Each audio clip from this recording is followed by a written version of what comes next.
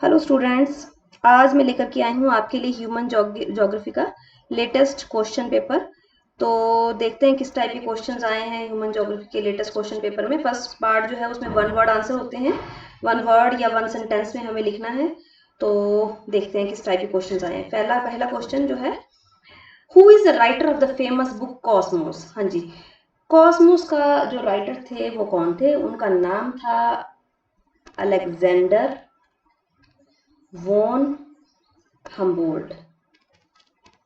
Alexander von Humboldt ji थे उसके writer. Second question, who is the founder of the concept of geography as human ecology. ठीक है ना, मानव परिस्थिति भूगोल एक मानव परिस्थिति की इस संकल्पना के संस्थापक जो थे वो कौन थे?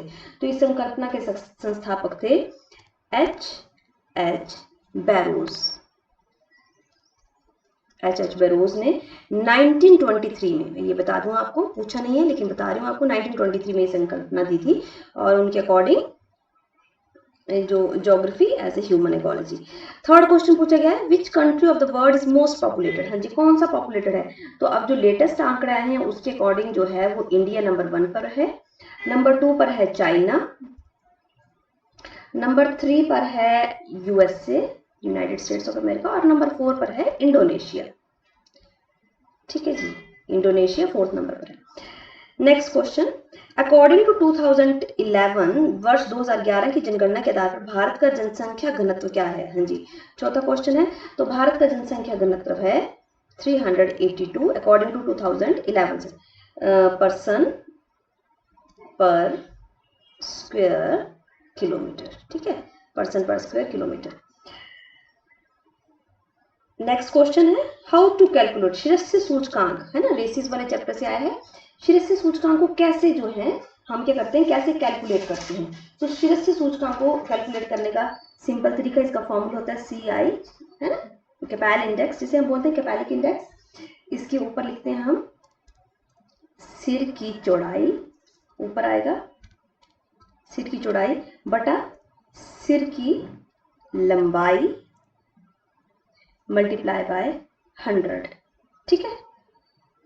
Next question, who has given migration zone theory of race evolution in 1919। ठीक है, तो रेस एवोल्यूशन की थ्योरी किसने दी थी? तो वो दी थी ग्रिफिथ।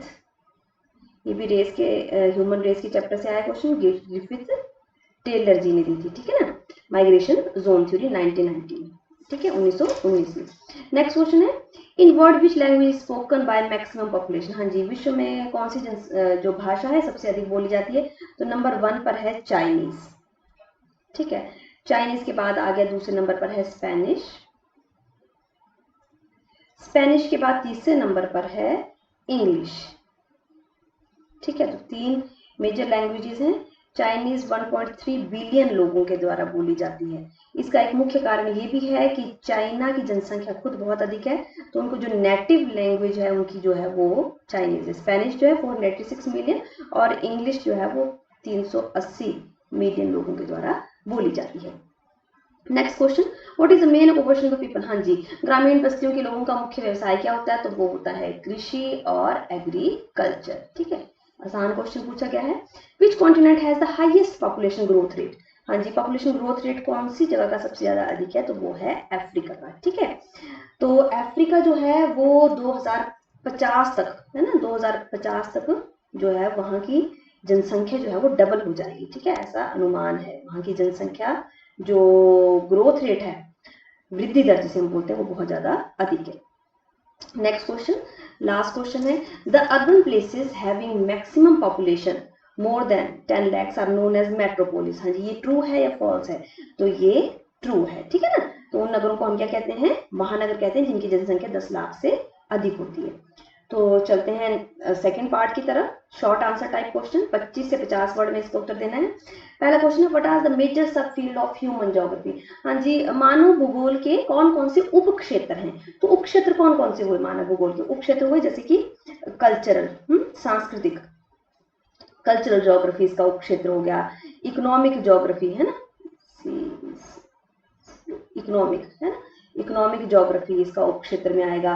पॉलिटिकल ज्योग्राफी आ गया। ठीक है, राजनीतिक, है ना। उसके अलावा पॉपुलेशन, पॉपुलेशन ज्योग्राफी। ठीक है, बहुत सारे उप क्षेत्र हैं इसके, सोशल ज्योग्राफी, सामाजिक ज्योग्राफी है ना, उसके ट्रांसपोर्ट ज्योग्राफी, बहुत सारे उप क्षेत्र हैं, तो इन सब के बारे में आपने लिखना है, ठीक है ना। तो ये आगे इसके उप क्षेत्र। नेक्स्ट क्वेश्चन है, what are the main components of population growth. हाँ जी, जनसंख्या वृद्धि के होने के मुख्य घटक कौन कौन से हैं। तो मुख्य घटक हैं 3 इसके। सबसे पहला है घटक जो है जिसको हम बोलते हैं बर्थ रेट, जिसको हम बोलते हैं जन्म दर, ठीक है। दूसरा घटक आ गया मृत्यु दर, और तीसरा घटक आ गया प्रवास, माइग्रेशन, ठीक है। 3 मुख्य घटक हैं। नेक्स्ट क्वेश्चन आ गया, write short note on the major religions. हाँ जी, मुख्य धर्म कौन कौन से। तो बहुत सारे धर्म हैं विश्व में, ठीक है, तो उनके बारे में हम लिख सकते हैं, जैसे कि हिंदू धर्म है, इस्लाम है, मुख्य धर्मों के बारे में लिखना है, इस्लाम के बारे में, बुद्धिज्म के बारे में, फिर यहूदी धर्म आ गया, सिख आ गए, सिख धर्म आ गया, क्रिश्चियन हो गए, है ना, ईसाई जिसे हम बोलते हैं क्रिश्चियनिटी, ईसाई, पारसी धर्म आ गए, पारसी लोग होते हैं, ठीक है, इंडिया में भी आए थे ये लोग, ठीक है। तो बहुत सारे धर्म हैं इंडिया विश्व में। आपने ये मुख्य जो 5-6 मैंने लिखे इनके बारे में लिख लीजिए, 1 2 3 4 5 6 7 मैंने आपको बता दी, तो इनके बारे में आप लिख सकते हैं आराम से। नेक्स्ट क्वेश्चन आगे, differentiate between rural and urban settlement. हाँ जी, ग्रामीण और शहरी बस्तियों में अंतर स्पष्ट कीजिए। तो शहरी बस्तियां और इसमें कृषि, जो रूरल बस्तियां इसके बारे में पहले बता रही हूँ, वहां पे लोगों का मुख्य व्यवसाय क्या होता है, कृषि होता है। लोग मुख्य रूप से कौन से व्यवसाय में लगे होते हैं, प्राथमिक व्यवसाय में लगे होते हैं, ठीक है। और किस प्रकार की सेटलमेंट्स होती हैं वहां पर पाई जाती हैं, जिसको हम बोलते हैं रूरल एरियाज में, या तो सघन बस्तियां होती हैं, ठीक है ना, या अर्ध सघन बस्तियां होती हैं, अर्ध सघन बस्तियां, या बिखरी हुई बस्तियां जिसे हम बोलते हैं डिस्पर्स्ड सेटलमेंट्स, जो बहुत ज्यादा हमारे पहाड़ी इलाकों में देखी जाती हैं, ठीक है ना, जनसंख्या बहुत ज्यादा कम होती है, ठीक है ना। तो ये आगे इसके बारे में। और अर्बन सेटलमेंट इसका उल्टा लिख सकते हैं, लोग मुख्य रूप से क्या कहते हैं, टर्शरी एक्टिविटीज में या सेकेंडरी, है ना, द्वितीयक व्यवसाय में लगे होते हैं, व्हाइट कॉलर जॉब में। पॉपुलेशन जो है, जो अर्बन एरियाज हैं उसकी जो है वो अधिक होती है। और अर्बन सेटलमेंट्स के एग्जांपल जैसे कि हमारे पास आगे, जैसे कि टाउन्स को हम बोलते हैं, अर्बन एरिया में आते हैं, सिटीज जो आती हैं, ठीक है, मिलियन सिटीज आती हैं, मिलियन सिटीज आती हैं, कोलाबोरेशन जिसको हम बोलते हैं, ठीक है, ये आपने पढ़ा होगा, मेगापोलिस सिटीज जिनकी जनसंख्या 10 लाख से अधिक होती है, ये सारे किसके उदाहरण हैं, अर्बन सेटलमेंट्स के, ठीक है। डेंसिटी बहुत ज्यादा अधिक होती है, जनसंख्या का घनत्व तो बहुत ज्यादा, प्रति वर्ग किलोमीटर में बहुत कई हजारों लोग जो है वो निवास करते हैं, तो इसकी उदाहरण आ गई, ठीक है ना। आप इसमें एग्जाम्पल लिख सकते हैं, गाँव के नाम लिख सकते हैं, अपने आसपास के गाँव, और शहरों के मुख्य नाम लिख सकते हैं, दिल्ली, मुंबई, कैलकाटा, ठीक है ना। तो ये आ गया डिफरेंस। तो अब चलते हैं लॉन्ग आंसर्स की तरफ। 12 मार्क्स का है। पहला क्वेश्चन क्या है, वो है व्हाट इज ह्यूमन ज्योग्राफी। हाँ जी, ह्यूमन ज्योग्राफी किसे कहते हैं। ह्यूमन ज्योग्राफी जो है वो भूगोल की ही एक हमारी जो शाखा है, जिसे हम बोल सकते हैं हमारी ही ब्रांच है। और किसे बोलेंगे, वे शाखा जिसके अंतर्गत हम क्या डिस्कस करते हैं, मानव की उत्पत्ति कैसे हुई है, कहाँ से हुई है मानव की उत्पत्ति, मानव की उत्पत्ति, वर्तमान में पर्यावरण के साथ मानव का संबंध, इन सब चीजों का अध्ययन किया जाता है किसके अंदर, ह्यूमन ज्योग्राफी के अंदर, ठीक है ना। साधारण शब्दों में हम बोल सकते हैं कि ह्यूमन ज्योग्राफी क्या है। ह्यूमन ज्योग्राफी जिसमें मनुष्य और मनुष्य का पर्यावरण के साथ जो संबंध है उन सब के बारे में अध्ययन किया जाता है। मानव भूगोल भौगोलिक वातावरण और मानवीय क्रिया और गुणों के पारस्परिक संबंधों के विवरण के रूप में उसका अध्ययन करना है, ठीक है। अब आगे स्कोप, स्कोप में क्या लिखेंगे ह्यूमन ज्योग्राफी के। स्कोप में ह्यूमन ज्योग्राफी के बहुत सारी चीजें आ सकती हैं, जैसे कि मनुष्य का भौतिक या पर्यावरण के साथ जो संबंध है वो, कल्चरल एनवायरनमेंट के साथ संबंध है वो सब चीजें जो हम डिस्कस करते हैं। फिजिकल एनवायरनमेंट के साथ मनुष्य का संबंध और कल्चरल एनवायरनमेंट के साथ मनुष्य का संबंध, ठीक है ना। ये सब चीजें किस में आएंगी, इसके विषय क्षेत्र के अंतर्गत आती है, ठीक है। मनुष्य किस प्रकार की एक्टिविटीज करता है, ये सारी चीजें जो है वो इसके अंतर्गत आती है, ठीक है। और अगर हम बोले कि नेचर, नेचर में क्या लिखेंगे, तो मनुष्य भूगोल का जो स्वरूप है, भूगोल की मुख्य जो 2 शाखाएं हैं जिसको हम बोलते हैं क्रमबद्ध भूगोल और क्षेत्रीय भूगोल, उन सब के बारे में अध्ययन करता है। कौन सी ब्रांच, मानव भूगोल। साधारण शब्दों में मैं आपको अपनी डेफिनेशन बता रही हूँ, what is human geography. Human geography मनुष्य का पर्यावरण के साथ या मनुष्य का पृथ्वी के साथ जो अंतर संबंध है और मनुष्य किस प्रकार से वहां पर निवास करता है, किस प्रकार के समाज के साथ संबंध बनाता है, उन सब चीजों का अध्ययन जो है वो कहलाता है मानव भूगोल, जिसमें मानव और उससे जो चीज रिलेटेड जो चीजें हैं उन सब के बारे में जो अध्ययन किया जाता है। नेक्स्ट क्वेश्चन फिर वही आया है, what is human geography, detail contemporary relevance of human geography. तो इसका मुख्य रेलेवेंस क्या है, तो भूगोल मानव भूगोल जो है वो पृथ्वी और उसकी प्राकृतिक प्रक्रियाओं के अनुरूप ढलने की क्षमता को देखता है। और भूगोल भूगोल ये क्या बोलता है कि मानव जो है, भूगोल मेन बात क्या बोलता है, मानव भूगोल ये बोलता है कि मानव जो है वो किसका हिस्सा है, वो पृथ्वी का ही पार्ट है, ठीक है, उसको अलग नहीं मानता है, पृथ्वी का अलग पार्ट नहीं है। और मनुष्य को पृथ्वी में रह करके ही पृथ्वी के साथ जो अंतर संबंध स्थापित करने हैं वो सब क्या कहलाता है, मानव भूगोल। तो मनुष्य जब पृथ्वी पर रह रहा है तो उसने पृथ्वी में किस प्रकार की बस्तियां बसाई, किस प्रकार से उसने कृषि करना शुरू की, किस प्रकार से उसने कार्य अपने सारे शुरू किए, वो सब उन सभी अंतर संबंधों का अध्ययन जो है वो मानव भूगोल है और यही इसकी मुख्य विशेषता है। चलते हैं सेक्शन सी की तरफ, देखते हैं कौन सा क्वेश्चन पूछा गया। हाँ जी, पॉपुलेशन डिस्ट्रीब्यूशन। हाँ जी, पॉपुलेशन डिस्ट्रीब्यूशन क्या है, पॉपुलेशन जनसंख्या वितरण के मुख्य भौतिक, देखिए दो मुख्य भौतिक कारक हैं जो जनसंख्या के वितरण को प्रभावित करते हैं। एक होते हैं जिसे हम क्या बोलते हैं, फिजिकल फैक्टर्स, ठीक है, प्राकृतिक या भौतिक फैक्टर्स, ठीक है, और दूसरे होते हैं मानवीय कारक या गैर भौतिक, ठीक है, आपने ऐसे ही पेपर में बनाना है, मानवीय कारक, ठीक है। अब भौतिक कारकों में वो कारक आएंगे जो मनुष्य को प्रभावित, भौतिकी ऐसी भौतिकी जो मनुष्य को प्रभावित करती है, जैसे कि क्लाइमेट, क्लाइमेट आपने इसको एलैबोरेट, जिन क्षेत्रों का क्लाइमेट अच्छा होगा वहां ज्यादा लोग रहते हैं, जिन क्षेत्रों की भूमि जो उपजाऊ होगी वहां ज्यादा लोग रहना पसंद करते हैं। लैंड फॉर्म्स मतलब उच्चावच किस प्रकार का है, अगर प्लेन लैंड है तो वहां ज्यादा लोग रहते हैं। मिनरल्स जहां पर ज्यादा खनिज पदार्थ पाए जाते हैं वहां ज्यादा लोग रहना पसंद करते हैं, ठीक है ना। तो इस प्रकार के जहां वाटर सप्लाई पूरी है, ठीक है ना, वहां लोग ज्यादा डिस्ट्रीब्यूशन उनका होता है। इस प्रकार से मानवीय कारकों में जैसे कि सामाजिक कारक हैं, ठीक है, सामाजिक जहां पर सामाजिक रूप से शांति है, अच्छा राजनीतिक है ना, राजनीतिक स्थिरता है, ठीक है, पाकिस्तान और अफगानिस्तान वगैरह इलाकों में कोई नहीं रहना चाहेगा, ईरान इराक में, ठीक है, जहां राजनीतिक स्थिरता है। कल्चरल सांस्कृतिक जो कारक हैं, हेल्थ केयर जहां पर मनुष्य के लिए हेल्थ की फैसिलिटीज हैं, उन क्षेत्रों में बड़ी बड़ी सिटीज में लोग रहना इसलिए पसंद करते हैं। एजुकेशन मुख्य फैक्टर है, ठीक है ना। तो ये सारे कारक हैं जो जनसंख्या के वितरण को प्रभावित करते हैं, ठीक है। अच्छा जी, नेक्स्ट क्वेश्चन वेरी इंपॉर्टेंट, जो मैंने वीडियो बनाया था उसी में से पूछा गया है, इस पे वीडियो बहुत अच्छी बनी है, आप जरूर देख लीजिएगा। डेमोग्राफिक ट्रांजैक्शन थ्योरी की का क्वेश्चन पूछा गया है, क्या होता है जनसांख्यिकी संक्रमण का सिद्धांत। तो सबसे पहले जनसांख्यिकी संक्रमण का सिद्धांत था वो W.S. थॉमसन ने, ठीक है, उनका पूरा नाम था वॉरसेन एस थॉमसन ने दी थी। मैं थोड़ा सा आपको एक्सप्लेन कर देती हूँ, ये इंपॉर्टेंट क्वेश्चन है। W.S. थॉमसन ने 1929 में क्या दी थी, ये थ्योरी दी थी। और उसके बाद फ्रैंक W. नॉटसन ने, F.W.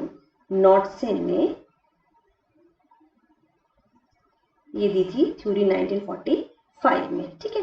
तो जनसांख्यिकी संक्रमण का सिद्धांत जो है जो दिया उन्होंने F.W. नॉटसन ने 1945 में, उन्होंने यूरोप, अमेरिका, ऑस्ट्रेलिया में उत्पादकता और मृत्यु दर के तथ्यों के आधार पर उन्होंने ये जो दी थी डेमोग्राफिक ट्रांजैक्शन थ्योरी। और उन्होंने मुख्य रूप से क्या बताया, उन्होंने ये बताया कि जनसंख्या जो है मुख्य रूप से 5 स्टेजेस में जो है वो बढ़ती है। तो वो 5 स्टेजेस कौन कौन सी थी जो उन्होंने बताई थी। सबसे पहली स्टेज थी जिसमें था हाई बर्थ रेट, मृत्यु दर भी अधिक, और high death rate, high birth rate and high death rate. दूसरी स्टेज थी जिसमें उन्होंने बताया था high birth rate and declining, है ना, कम होती हुई कौन सी, death rate, high birth rate but declining death rate, ठीक है। तीसरी स्टेज उन्होंने बताई थी जिसमें था डिक्लाइनिंग बर्थ रेट जो है वो कम होती, एंड लो डेथ रेट, है ना, डेथ रेट भी कम होती, ठीक है। तीसरी स्टेज वो थी। चौथी स्टेज में उन्होंने बताया था लो बर्थ रेट आई, उन्होंने ये बताई, एंड लो डेथ रेट, ठीक है। और 5वीं स्टेज में उन्होंने क्या बताया था कि birth rate and death rate, 5वीं स्टेज में क्या बताया था कि जो बर्थ रेट है और जो डेथ रेट है दोनों क्या है, ऑलमोस्ट इक्वल है, ठीक है ना, ऑलमोस्ट, जिसमें ना जनसंख्या बढ़ रही है और ना घट रही है, ऑलमोस्ट इक्वल। तो ये 5 स्टेजेस उन्होंने बताए थे, मैंने वीडियो में बहुत अच्छे से एक्सप्लेन किया, आप उसको देख सकते हैं। इंपॉर्टेंट क्वेश्चन है ये बहुत ज्यादा। नेक्स्ट क्वेश्चन सेक्शन डी का पूछा गया है। क्या बोला गया है कि डिफाइन ह्यूमन रेसेस। हाँ जी, ह्यूमन रेसेस क्या होती हैं, और ह्यूमन रेसेस को discuss in detail the world distribution of human races. ठीक है, तो ह्यूमन रेसेस किसे बोलते हैं, मानव प्रजाति किसे बोलते हैं, मानव प्रजाति बोलते हैं। मानव प्रजाति एक जैविक अवधारणा है। ठीक है, याद रखिएगा, मानव प्रजाति क्या है, एक जैविक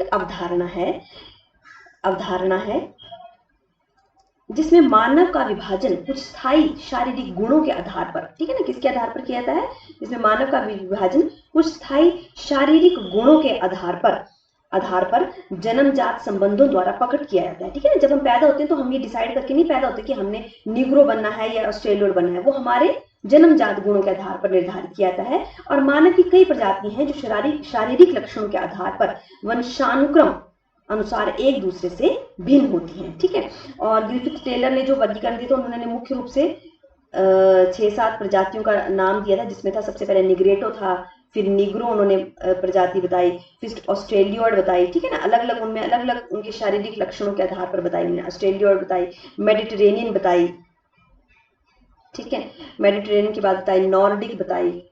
ठीक है, नॉर्डिक के बाद उन्होंने बताई अल्पाइन प्रजाति।